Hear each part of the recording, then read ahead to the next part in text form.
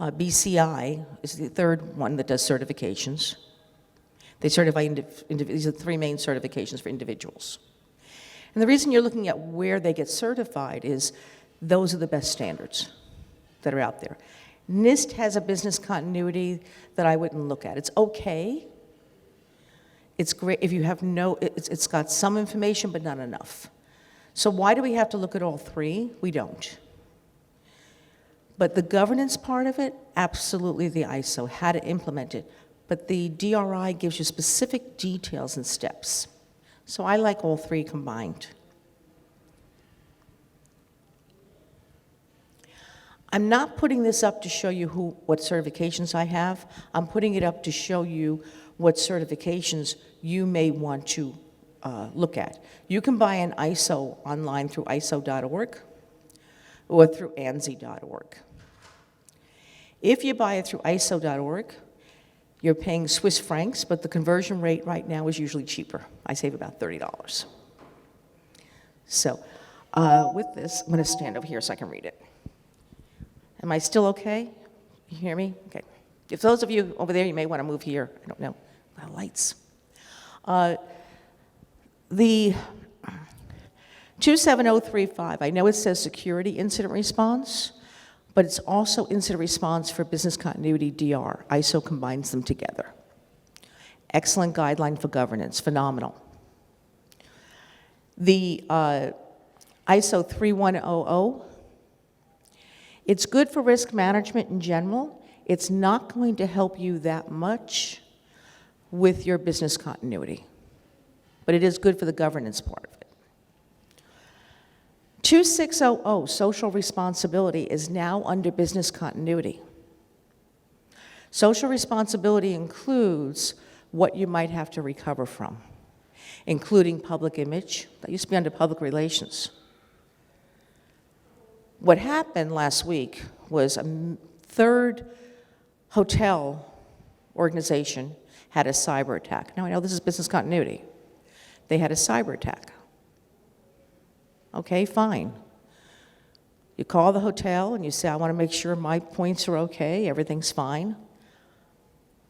I didn't know, and I'm in the field, did not know that Hilton had a new feature that you could arrange to send your points to your airline points and convert them. I never activated it, never did anything. When they were breached, these features were activated. I got a call yesterday from American Airlines say, do you know somebody named so-and-so flying to Gonda using your points? I said, no. They said, well, this is the time of her flight, this is the date of her flight. We suggest you call the police and do a police report. We've already contacted them, we've contacted the airline, we've canceled the ticket, but they may want to find her. Called another place, oh yes, you arranged for this, all from that one disaster. My passwords were different for each site. My email was different, was set. The only thing constant was my email.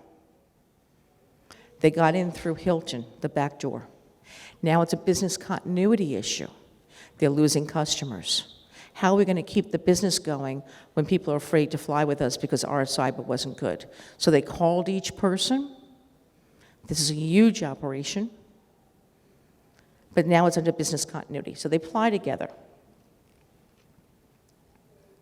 I think I have to come over there to do this, to make it move.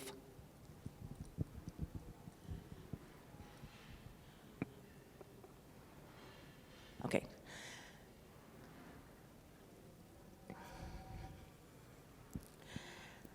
So, I'll hold off a second. The Power has some questions about our annual disaster recovery test that's real. Now, this may look funny, this joke, but I have seen corporations do their testing live in production mode.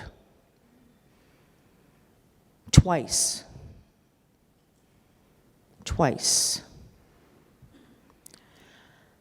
They didn't, you may not realize this when you're doing, how many are in disaster recovery or responsible for disaster recovery? Anybody? Okay. You want to make sure you set up a DMZ between production and your test apps. You have your technical people put that in. You want a DMZ set up. It's kind of like a firewall, but it's a separation for the two systems. This is why they both had problems. One of them had major changes they made, and they changed people's access controls during the test and gave people access to documents they shouldn't have had access to. Cyber issue happened during a business continuity test. Now it's business continuity. I marked the archive worst case scenario. People plan for worst case scenario. They make it too depth. The world is over. That's our worst case scenario. So you're doing tons of planning, tons of risk assessments. Here's what I do. I've been doing this, by the way, a little bit I didn't give you my background or anything. A little bit of my background. I am the director for IT GRC Consulting and Audit for EFPR Group. We do consulting around the world. I have been doing this for 20 years. I've worked with major corporations internationally. I've worked with small corporations. Every size needs it. My smallest client has 10 people, but they make $10 million a year. They still care. So I plan for the building being out, for the building being up, but the data center not available, for the data center not available, but the people being available, for utilities not available, and then the fifth one I use is for my people not being available. Could be pandemic situation. Or, as happened in one company, a small company, all the employees chipped in on a lottery ticket and won. They showed up, no one showed up the next day for that whole division, ever again, from that lottery ticket. Some companies have put governance in, saying that you're not allowed to have more than 2 people in a company chip in on a lottery ticket now because of that, because it's happened twice. It affected operations worse than anything. Imagine if your entire IT department didn't show up today because they won. So it sounds silly, but you want to think about what's outside the scope. Did you find a title kind of business continuity plan? You want to make sure the plan is simple, people can use it. You want to have procedures for each. You can divide by function, by department, whatever way you think is best. I'm definitely on the wrong side with this. I apologize. And I'm so sorry if it squeaked. Should have said that first. Apologize. Did I move it once or twice? Did it move once or twice? Nobody knows. Okay, once. Move that. Okay. So when you're doing your plan, before you start planning, sit down and talk. What do we want our plan to look like? Are we going to use a software? Are we going to use, how are we going to put it together? How are we going to turn it out? Who's in charge? Do we have a champion, a senior executive who's taken responsibility for this? And when they take responsibility, according to ISO 27001, governance, they must commit to supply resources. The resources are broken down into people, place, and funding, and that is under ISO 22302. 301. 302 is how to implement it, 301 is the standard. So we do plan on fires, floods. There's been a new talk about, well, we don't need to plan for that. We just need to make sure that the building's not here, and that's true. But you now have an emergency management phase. Some companies, some organizations have a separate emergency management plan. You've got to link that into your business continuity. If you don't, you have to plan. What if our building goes on fire? Who's going to be the liaison for the police and fire department? Do we have I did a project for in Entergy, New Orleans. Very honored. They called me up and said, we'd like to give you a contract. I didn't know who Entergy was. I didn't know they were the second largest energy provider in the US. Didn't know it. I said, don't you want to vet me? They said, we asked 2 companies for recommendations. They both named you. That's it. We're done vetting. We don't have time. Our documents are underwater for 6 weeks. At the time, they had backup tapes. They gave the backup tapes to Iron Mountain. Iron Mountain was too close to their building and kept them in New Orleans. Their tapes were destroyed underwater 6 weeks. They said, we have contracts that are 100 years old. We have to be able, these contracts say that we have egress, which in the US means you have the right to put your lines across private property without paying for it. They said, if we lose that, we may have to pull up every single line. We can close the business, possibly within 30 to 40 days, if we don't win in court, which they wouldn't. I had to put together a team overnight of 10 people that could rappel. I have military background. I took people that had scouts. I actually asked for them when I was interviewing them, what are your outside skills? What's the worst case scenario skills? What do you need to do? And I keep this from people. What are your skills? Who's certified in CPR? Who's certified in this? And I put that on their profiles. This makes a huge difference when you're trying to recover. We thought we were going to have to rappel out of the helicopter to get into the top floor buildings to get down to where the locations were. We were lucky. Instead, they set up these contraptions for us to climb. I rappel. Climbing 3 stories on a ladder that's not secured made me nervous. There's water underneath. Did I tell you I was wearing a hazmat suit with a hat and I couldn't see? Okay, so this was precarious. So we did it. We got in. I have my doctorate in psychology. It's one of the reasons they brought me on. The people that from their teams that were working with me had lost family members, had lost their pets, had lost their homes, and they had to come in to help with the recovery. So I did team training for my team, the consulting team, on questions not to ask them, to raise emotions. How to listen while if the person just needed to talk about somebody they lost and not worry about the project. So do you have this in your plan? How do you deal with the psychological aspects? 9/11, companies that didn't have psychological aspects in it lost many employees. And they had PTSD for 2 years afterwards, and they paid for the counseling. The companies that had the planning, who had issues about how long staff could work, when they have to sleep, when they have to take rest, what kind of foods to serve, not to serve cheese. Did you know cheese can make people depressed? It makes them tired.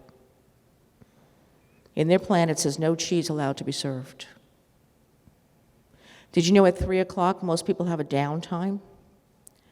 So at 3 o'clock, they serve fruit to everybody, actually in their hot site recovery plan. I put that in. And you know what? They did much better. So it's thinking outside of all the things you think you normally have to think of.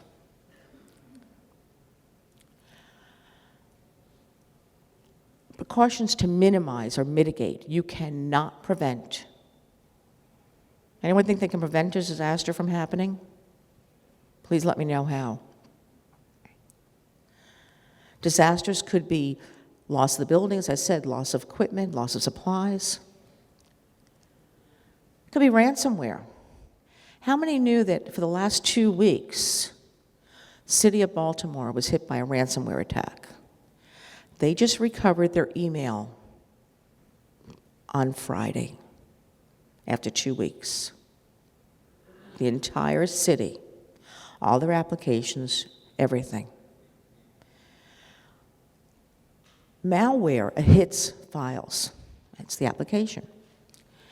You may not have found that malware for 6 months. Now I find out, wow, the integrity of my data was changed. I can't use my backups for the last 6 months.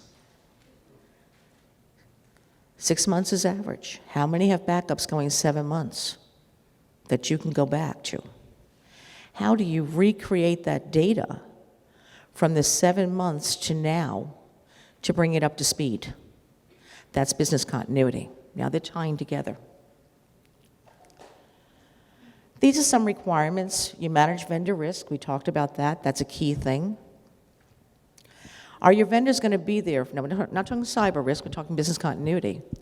Are your vendors going to be there? Florida had a flooding, and they found out that their local insurance companies, small little ones, didn't have backup plans and didn't have copies of their policies. Integration emergency notification system. How do you let people know not to come to work? It's dangerous. Location's not dangerous. Maybe you're having a riot outside. I was in South Africa last year teaching a certification course, and an Uber driver and a taxi driver were having a shootout right outside where I was teaching. I was notified not to release my students because they had a plan in place. You know, mobile capabilities. People say, we're just going to work at home. It's not a problem. Do you have the bandwidth to do that? Will your network hold 100% of your employees remoting in? If you're not remoting now, and that has to be set up, you can't set that up quickly at the time of an event. It has to be pre-set up. Advanced reporting. How are you reporting? What metrics are you keeping? Metrics are percentage and number. Am I repeating everything everybody knows, or how many of this is a little bit new? Anybody, anything new? Okay, we'll move ahead. So the elements are understand the organization, select your options, exercise, and test. Because everybody said you did know all that, right? How many knew that before? How many knew it? Raise your hands, please. How many knew what I just taught? How many did not know? How many don't have hands? Let's try it again. How many knew what I just taught? Raise your hand. How many did not know everything I just taught? Raise your hand. Okay, thank you. I was getting worried. Thought, well, no hands. Manual approach. People say, we're just going to do everything manually. We're going to keep everything in records. That's great if you've got a firm of 10 people, 20 people, 30 people, even a department of 50. When you have a large organization, you're going to need software. You're going to need a software that's specialized for business continuity. Slower decision-making process. You need your risk assessment quick and fast to be able to see what's going on and what actually happened. How do you get information from the field? I set up, during the emergency response, I set up every 2 hours, my key areas call into a conference number. They give me a status report. I do it just like I did in the military. The difference when in the military I gave the information to the general, here I'm giving it to the CEO. No difference. So you want to make sure you've got your plans aligned with the industry standards. You measured your risk. People do risk assessments too quickly. If your risk assessment took you less than 3 months and you're a large corporation, go back and start over. You didn't hit them. Different ways of doing risk assessments. Go back to scratch. Put up a chalkboard or a whiteboard. Hey, what do you think a risk for our organization? Ask everybody. Have a contest. Have a thing outside where they can win something if people put in risks they think might affect the organization. You would be surprised. The janitor has information about the building that the CEO doesn't. They know what pipes might leak. They know where there might be a risk. Industrial Bank of Japan had a disaster because they had a pipe in the wall that wasn't on their floor plans. The pipe burst. The pipe was next to their data center.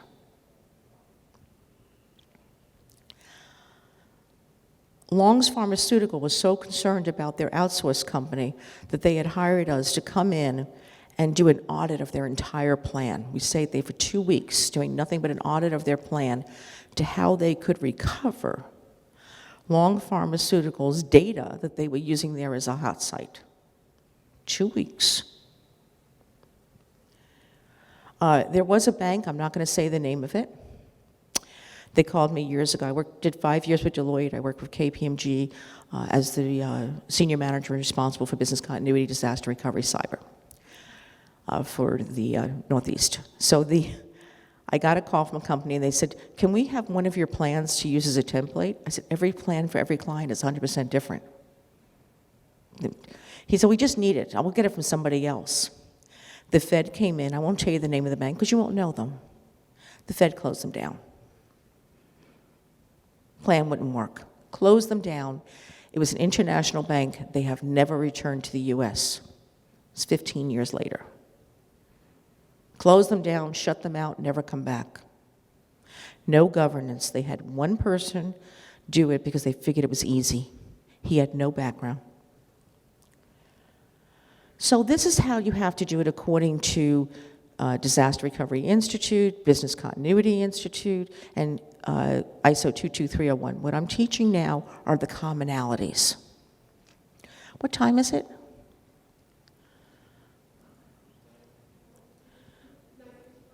9:55. And what time do I finish?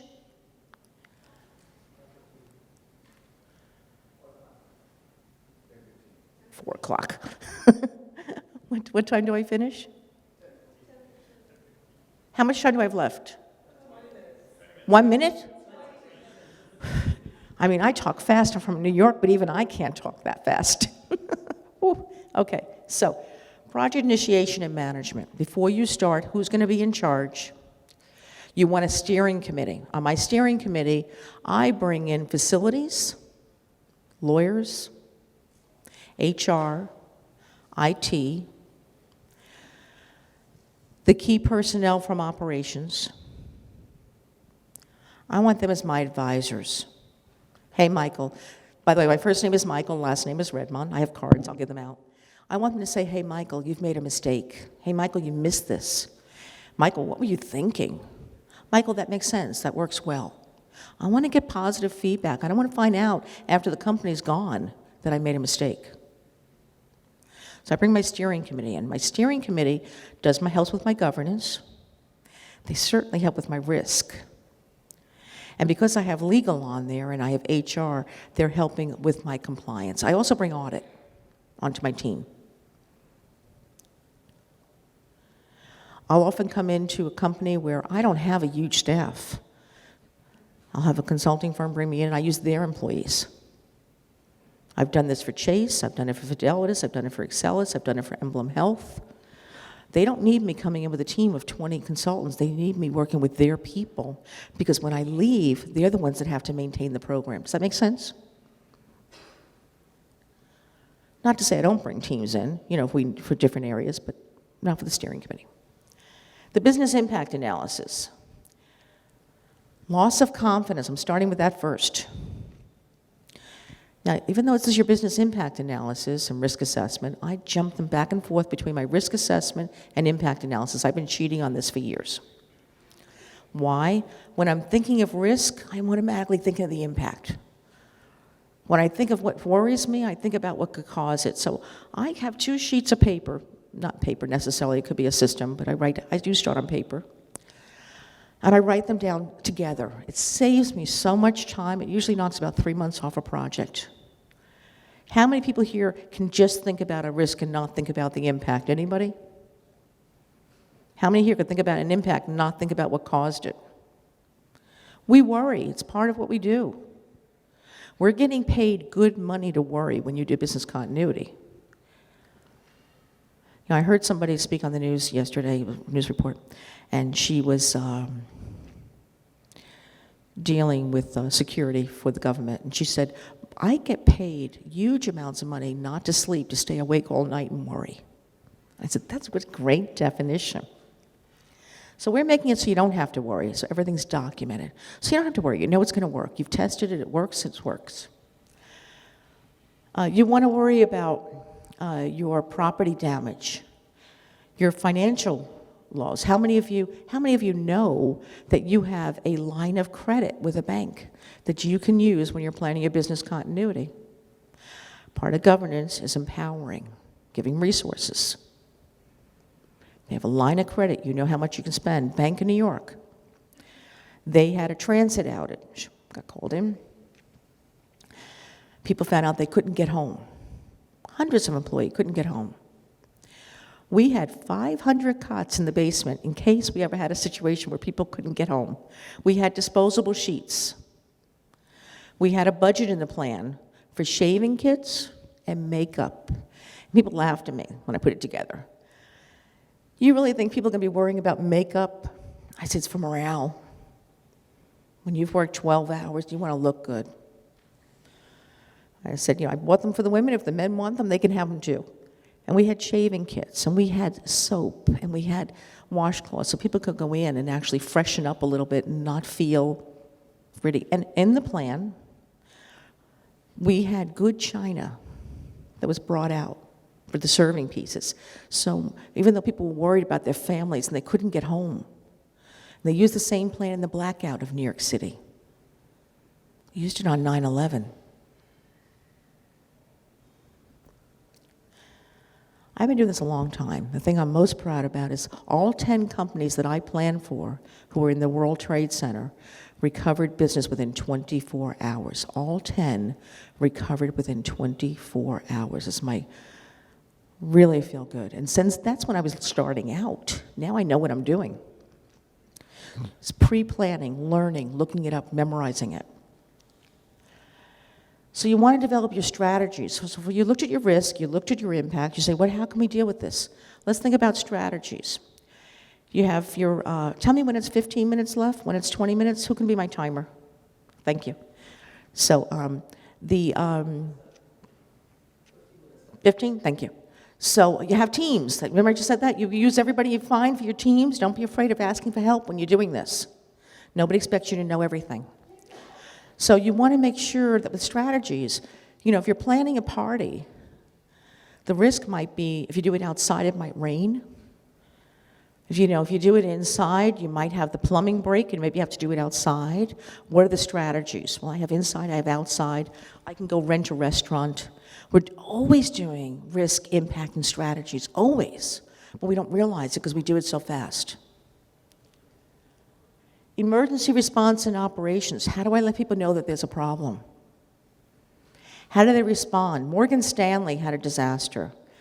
They forgot to tell people where the new hot site was. Their teams didn't know. They were at the hot site waiting for the teams to arrive. Nobody was showing up. Somebody went all the way down to the old hot site and found people standing out their side trying to get in. They sent an email, hey, this is the new hot site. They didn't receive confirmation. Two-way communication. If you tell somebody and you don't know they received the message, then you didn't communicate. You just sent a message.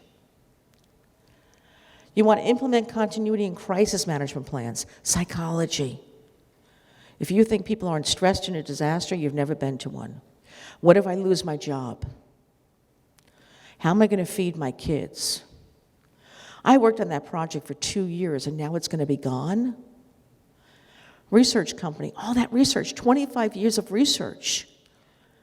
You got to get these people out of the building.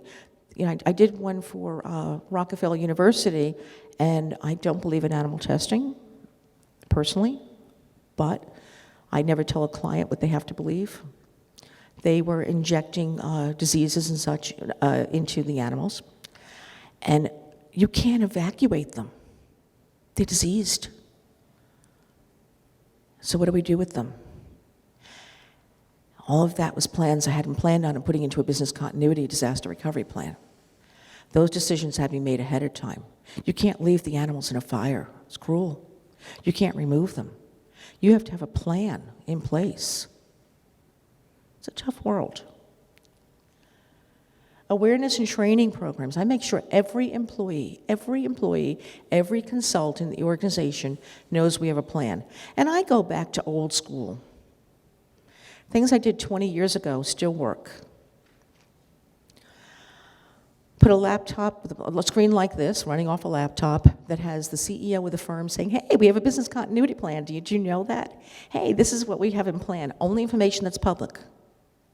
We feel good. Hey, your jobs are not going to be okay. Hey, if you happen to be told that you're on a team we don't need to bring in for 2 weeks or 3 weeks, please don't think that's going to affect your job. Please don't think you're not critical.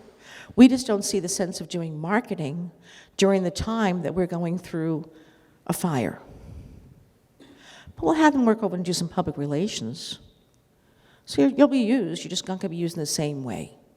Are you paying your people when they're not working? Are you not paying your people? Internationally, different laws. You don't have to do it in every country.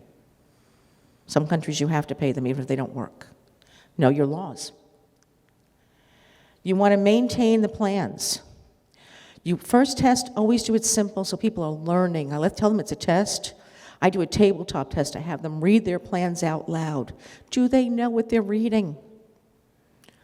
Do my recovery teams understand it? Then I do another test where we're interacting and we play games. Then I actually get the local fire department to come in. They love to come in. They're sitting there, nobody's having a fire that one day, let's hope. They'll come in and do fire training. Hey, if we had a disaster, this is how we'd be evacuating. This is what we're doing. People say, wow, that's not in my plan. Okay, you need to update your plan. After every test, you have to update your plan. 50% of my time is as an auditor, 50% of my time as a consultant. I have worked all throughout the US. I've worked in different parts of Africa, different parts of Europe. I've worked for many different governments. I've had government organizations bring me in. It doesn't matter. They still do a test. Everybody has to be part of it. Crisis communications. If I send a press release out after a fire, I want my customers to feel safe. Don't you think I would have liked it if Hilton had sent an email out saying, hey, we didn't know this was a risk. We might have affected you to some of your points to different airline carriers. Why don't you call them? This is what you can do. When I called Hilton, you know what they said? Oh, well, we're sorry. It's already lost. That's what we're telling people. We really feel badly. I said, that's unacceptable. I want a fraud report. I want an investigation. I want to know how they got in. American Express could tell me, American Airlines, within 15 minutes were able to tell me if they accessed through my password. They did not go through my password. They were able to tell me how they got in. Before they called me, they froze the account and found out how they got into my account. They knew that it came through the Hilton. They had the information. They gave it to me. No questions. Hilton, their response? My response to them was, your security stinks. Stinks. Coordination with external agencies. What's that say? 10, you gotta put your hands up. 10? Okay, just jump the number of times, I'll count. We're friends. So, but anyway, with external agencies, your government agencies, maybe you have to report to someone, maybe you're required to your industry to let somebody know you've had a disaster. Maybe you have to work with the police, the fire department, the local emergency management. Do you know who they are? Have you met them? Now, if you have a large organization and you have hundreds of locations, you have a representative in each location, get to know who that fire department person is. So they know. Have the fire department walk through your halls of your building so they know where you have your exits, they know where everything is. I've never had a fire department tell me they won't come in. I'm asking them to come in at some point during the year. One fire person. And it has helped. And I do unusual planning. I was in one area that had flooding, but I had prearranged for a tugboat to take the people on the recovery teams to the hot site to get things started. They were the only company that was able to recover quickly. Only one that had tugboats waiting the day they arrived right there. So what you need is not going to be prepay for some things, pre-contract for others with the right to not pay until you use it. So we're doing this very, very quick. By the way, I normally do workshops on this when I teach the ISO certification class. If anybody is interested in becoming ISO certified in this, let me know. I do classes on that. But it's a 40-hour class, and we're breaking it down to 1 hour. So if you're picking any of this up, that's great. And if you're not, we'll go through some questions. This is, again, my background. I do consulting and audit. I work as a public speaker. I'm very blessed. I've been all over the world. I do have my books here. They had asked me to bring them in to make them available to you, which I thought was very nice. Over the years with MetricStreams, I've co-wrote some articles with them. I have run seminars for them out in San Francisco. I do their monthly webinars. If you go on MetricStream's webinars, I do their webinars. These are the books. The business continuity management is everything you need to know, how to talk to management, how to go through each step. It's got charts, it's got everything you need to know to run your program. The hardcover is $30, the softcover is $17. The Mastering Introduction for Cybersecurity, I wrote for business continuity people. The hardcover is $20, the softcover is $10. Do you know 10 different types of Trojans? Do you know 10 different types of malware? Do you know what a honeypot is? Do you know what a botnet is? If you want to be doing business continuity and do a liaison or do a risk assessment, you need to know these because these are affecting your business continuity.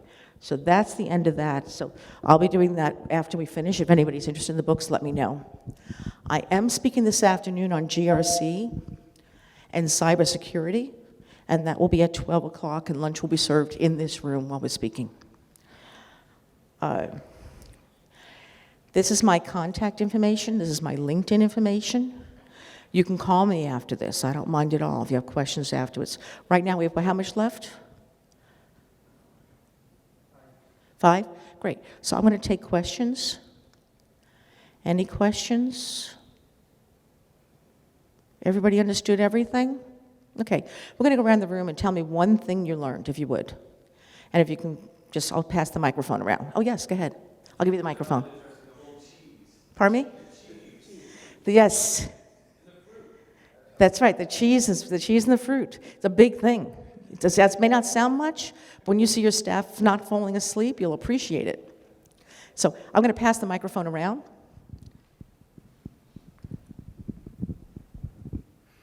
You say test your plan, test, and make sure you update them.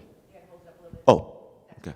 You said make sure you test your plan and update whatever you find out from your test.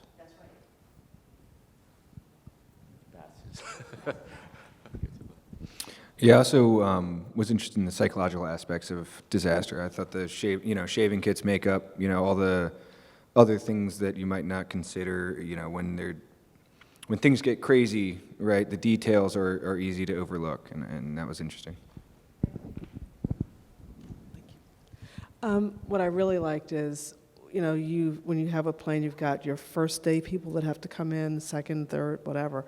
But for those that don't have to come in for an extended period of time, I love the way you said, it's not that your job isn't critical, it's just that we don't think that you need to be in right now. I thought that was really important because there's a lot of departments that are important, but they don't need to come in at that point in time. What I really liked is the emphasis on not only having the sponsor, but also having the sponsor be committed to providing all the resources and supplies you need.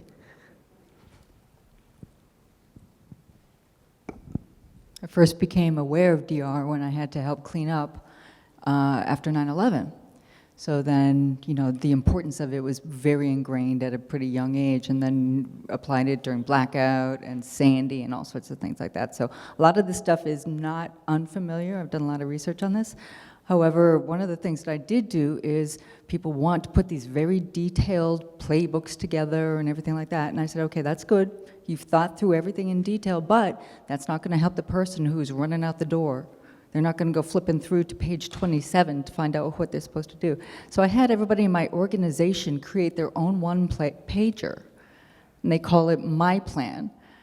And this is just the stuff that's relevant to me, and and it's really helped. It's been kind of a eye-opener to some people to be able to say, this is what I really need to do.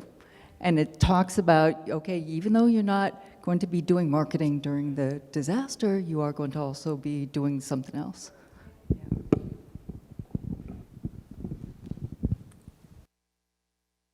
Hi. I think most of the organizations do the core stuff, right? And I think what you went over on some of the peripheral stuff, things that we don't usually think, like crisis communications and things. I know we get the tornado watch or something like that, but there are other things that the organization should think about and make sure there is a system in place that communicates to the employees. That's good.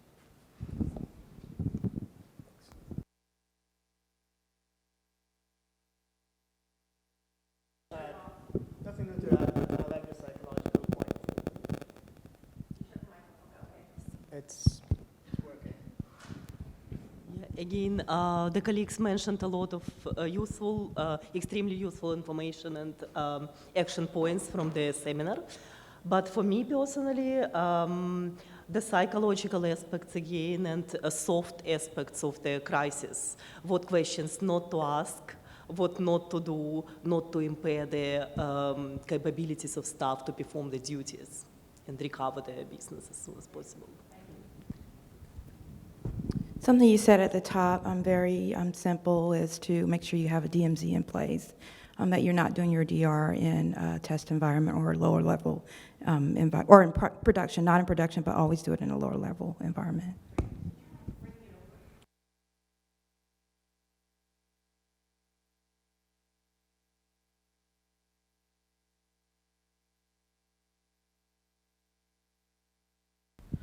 Yeah, I think one of the interesting aspects that you talked about was, everybody can plan for a fire drill because we're all in buildings, but it's thinking about where your particular location is.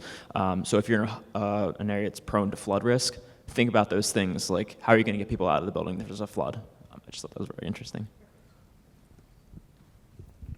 Yeah, one of the interesting things you mentioned was looking for non-traditional skills in your people that can become very relevant in a disaster. So you mentioned, finding out if somebody knows CPR, if they're trained in rappelling or they know how to, they're trained in combat readiness or something like that, So I think those are very important skills. That's 10 minutes, that's the time. And, I think it's important for us to think more holistically when we're planning our disaster and emergency response. So that was very good.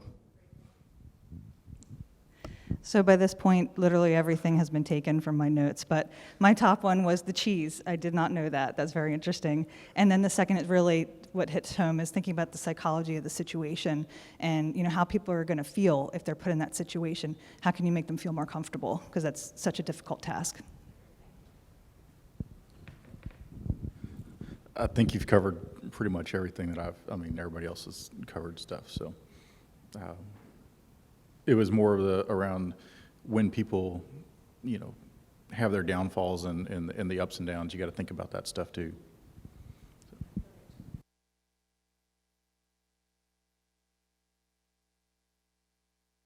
Thank you. So I will be doing the presentation here on GRC and cybersecurity at 12 if you want to come back. If you are interested in the books, they're $4 less here than they are on Amazon, and I'm waiving my commission. So that's my gift. So I got them from the publisher. So that's including the shipping and such, as $4 less. They are currently being sold, I'm very excited, in 20 different countries. So very excited. I'd spoken in Australia and they couldn't get the books, they weren't selling them there. People kept searching on Amazon so much that by the afternoon, Amazon started carrying the book. So if you do want them, I have them here. And if you need to, you can pay me through PayPal. If you need to use a credit card, that's fine. So thank you all very much, and I appreciate your time. And what, 2 minutes over? 1 minute? Okay, 2 minutes. So I try to keep things on time. Thank you. Oh, and please make sure to go in and review and put the rating in, because it makes a difference whether they bring us back. If you liked it, put a 5. If you didn't, put nothing. Thank you.